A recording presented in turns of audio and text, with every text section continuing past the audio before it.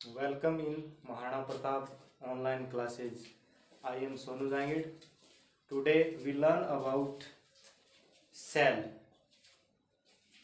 Cell structure and functions. तो cell की जो स्ट्रक्चर है उसके बारे में लर्न करेंगे, रीड करेंगे और जो उसके फंक्शंस हैं उनके बारे में रीड करेंगे। ठीक है, तो देखिए इसकी डेफिनेशन देखिए। The basic structural unit of an organ, जितने भी नेचर में ऑर्गन है उनकी जो बेसिक स्ट्रक्चरल यूनिट है वो क्या होती है? सेल होती है। ठीक है, और इसकी एक दूसरी डेफिनेशन ऐसे हो सकती है, the smallest living part. The smallest living part, छोटे से छोटा मतलब smallest living part of animal और a plant. Animal and a plant का जो भी स्मॉलेस्ट लिविंग पार्ट होता है, जिससे भी वो बनता है, वो क्या होती है?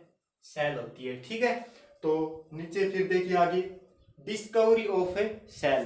जो जिन्होंने सेल की डिस्कवरी की थी, इन्वेंशन की थी, उनका नाम था रॉबर्ट हुक और ईयर थी 1665।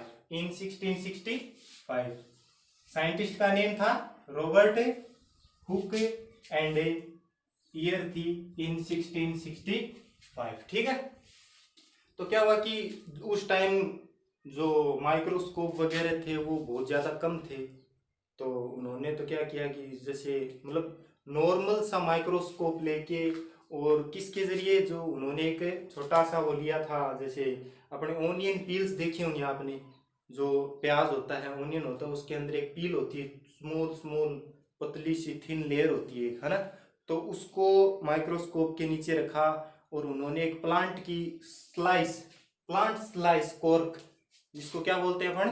कॉर्क बोलते हैं, उसको लिया उन्होंने और बहुत सारे जो एग्जाम्पल लिए हैं। जैसे मान लीजिए अपने स्लाइस की, ये कॉर्क की बात करते हैं, तो कॉर्क क्या होता है कि एक प्लांट होता है, प्लांट की एक स्लाइस मतलब लेयर होती है, एक पतली सी लेयर होती है, उसको लेके उन्होंने माइक्रोस्कोप के नीचे रखा और उसको ऑब्जर्वेशन किया, उसका निरीक्षण किया, तो उन्हें पता चला कि जो लेयर होती है उसके अंदर छोटे छोटे बॉक्सेस, जैसे मान लीजिए देखिए यहाँ पे है, he took thin slices of cork and observed them under a microscope. उन्होंने एक थिन स्लाइस ऑफ कॉर्क ली।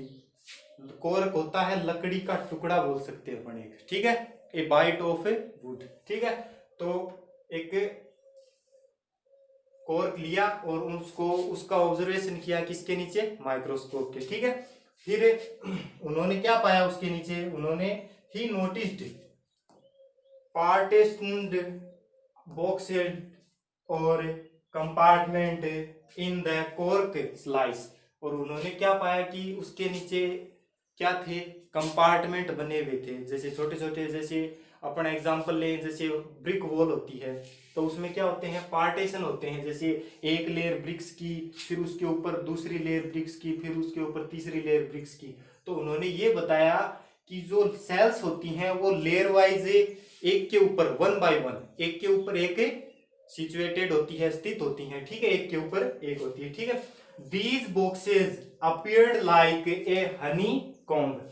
और उन्होंने बताया कि जो ये बॉक्स थे वो किसकी तरह दिखाई दे रहे थे? हनी कॉम्ब। हनी कॉम्ब मतलब मधुमक्खियों का छाता होता है ना, उनकी तरह दिखाई दे रहे थे। ठीक है, फिर नेक्स्ट है, cells in the living organism are complex living structures. जितने भी लिविंग ऑर्गेनिज्म होते हैं उनमें सेल्स होती हैं वो बहुत ही कॉम्प्लेक्स स्ट्रक्चर होती है, वेरी कॉम्प्लेक्स स्ट्रक्चर होती है। ठीक है, क्योंकि क्या होता है कि जितने भी लिविंग ऑर्गेनिज्म होते हैं वो बनते हैं किससे? सेल से। स्मॉलेस्ट पार्ट, यहीं से देख लो, स्मॉलेस्ट लिविंग पार्ट क्या होता है? सेल होती है। तो जैसे ही एक प्लांट या कोई एनिमल या ह्यूमन अपन खुद बनना स्टार्ट होते हैं जहां से भी, तो वहां से सेल बनती है पहले, फिर धीरे धीरे क्या होता है? डेवलप होता है शरीर में। ठीक है, अपनी बॉडी में डेवलप होता है, ठीक है। फिर नेक्स्ट है in the living world organism differ from one another but all made up of cells. जितने भी लिविंग ऑर्गेनिज्म, जितने भी वर्ल्ड में लिविंग ऑर्गेनिज्म है, चाहे वो एनिमल्स हो, ह्यूमंस हो, प्लांट्स हो, उनकी साइज, शेप वगैरह अलग अलग हो सकती है, लेकिन वो किससे बने होते हैं? सेल से बने होते हैं। सेल्स क्या होती हैं? हर एक लिविंग ऑर्गेनिज्म में सेल हर एक टाइम, एनी मूवमेंट क्या करती रहती हैं? डेवलप करती रहती हैं। वो अपने जो उनकी जो अपनी बॉडी होती है, अपनी स्ट्रक्चर होती है, उसमें क्या करती रहती हैं? डेवलप करती रहती है, ठीक है। फिर अपन एग्जांपल लेंगे, एक तो होगा ऑनियन पील्स। क्या होगा? Onion peels. फिर दूसरा एग्जांपल जैसे मान लीजिए एज लाइक, किसकी तरह? Brick walls. जैसे ब्रिक वॉल्स होती है ना, आपने देखी होगी ब्रिक वॉल्स, उनकी तरह क्या होती हैं? सेल्स सिचुएटेड होती हैं, स्थित होती हैं एक के ऊपर एक, ठीक है। फिर नेक्स्ट होती है कॉर्क, वुडन बाइट बोल सकते हैं, एक लकड़ी का छोटा सा टुकड़ा, जिसका ऑब्जर्वेशन किन्होंने किया? रॉबर्ट हुक ने। कब? इन 1665 में। और उन्होंने बताया कि जो वुडन कॉर्क है वो क्या है? एक सेल का एग्जांपल ले सकते हैं, लेकिन उन्होंने ये भी साथ में बताया कि जो अपन ने वुडन कॉर्क लिया है उसको अपन ने प्लांट से अलग कर लिया, इसलिए उन्होंने ये बताया कि जो ये सेल्स हैं वो डेड सेल्स हैं, क्योंकि अपन ने प्लांट से अलग कर लिया इस कॉर्क को। तो आप एग्जांपल देखिए, ऑनियन पील्स और ब्रिक वॉल्स। जैसे जो ऑनियन पील्स होती हैं उनमें क्या होता है? देखो, ये तो हो गई सेल्स की बाउंड्री, और ये हो गई इसमें न्यूक्लियस, ठीक है। ये तो हो गई सेल्स की बाउंड्री और ये हो गए न्यूक्लियस। और ये किसकी तरह दिखाई दे रही है अपने को? ये है ब्रिक वॉल। ब्रिक वॉल में क्या होती है? ये ब्रिक्स होती है ना, एक के ऊपर एक सिचुएटेड होती है ना। एक ब्रिक ये हो गई, फिर एक ये ऐसे लेयर है ये पूरी, फिर नीचे वाली लेयर है उसमें ये ब्रिक, फिर ये लेयर हो गई। तो ये क्या होती है? एक के ऊपर 1 बाय 1 लेयर्स क्या होती हैं? सिचुएटेड होती है, ठीक है। तो क्या था कि जब रॉबर्ट हुक ने कब की थी? इन 1665, जब उन्होंने डिस्कवरी की थी, सेल की इन्वेंशन की थी, तो उस टाइम क्या था कि बहुत टाइम पहले की बात है ये तो उस टाइम माइक्रोस्कोप इतनी ज़्यादा क्या नहीं थी? डेवलप नहीं थी। ये जो अपनी थ्योरी है ये ज़्यादा इतनी डेवलप नहीं थी। तो उन्होंने जो एकदम नॉर्मल सी माइक्रोस्कोप लेके और उसके नीचे इन चीज़ों का क्या किया? ऑब्जर्वेशन किया, तो उन्हें पता चला। फिर क्या हुआ? नेक्स्ट 150 ईयर तक, नेक्स्ट 150 ईयर तक किसी भी वैज्ञानिक ने इस चीज के बारे में कुछ नहीं बताया। और जब क्या हुआ कि माइक्रोस्कोप डेवलप होने लगा, माइक्रोस्कोप अच्छी क्वालिटी की माइक्रोस्कोप बनने लगी, तो क्या हुआ?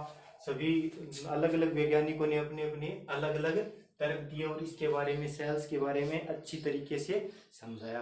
तो उन्होंने अच्छे तरीके से समझाया तो क्या किया? उन्होंने नंबर ऑफ सेल्स बताए कि सेल्स कितनी होती हैं, उनके टाइप्स कैसे होते हैं। तो पहला टाइप क्या बताया उन्होंने? Multi cellular organism. जो जितने भी लिविंग ऑर्गेनिज्म होते हैं वो क्या होते हैं? मल्टी सेलुलर, और एक होता है यूनी सेलुलर ऑर्गेनिज्म, ठीक है। फिर क्या हुआ? जैसे मान लीजिए अपन क्या करते हैं, सेल्स होती हैं, सारे लिविंग ऑर्गेनिज्म में सेल्स होती हैं। तो वैसे ही क्या होती है? जैसे ब्रिक वॉल बनाते हैं अपन, जैसे मान लीजिए कोई घर वगैरह बनाते हैं तो उसमें क्या होती है? डिजाइन अलग होती है, लेकिन ब्रिक्स तो सारी वही लगती हैं।